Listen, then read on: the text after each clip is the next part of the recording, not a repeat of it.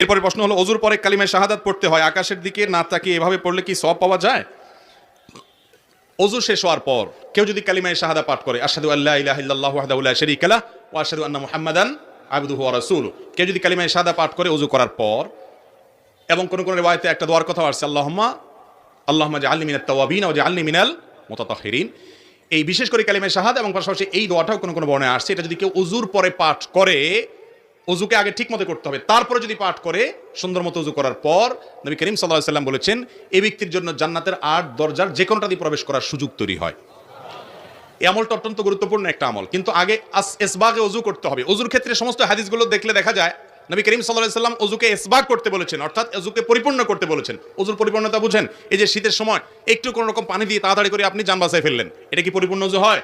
ভালো করে ডলতে হয়, ভালো করে ডলতে হয়। ওয়াইলুল লিল আকাবি মিনান নার, পায়ের গিরাগুলো গোড়ালিগুলো শুকনা থাকে, এবং বিশেষ করে শীতের সময়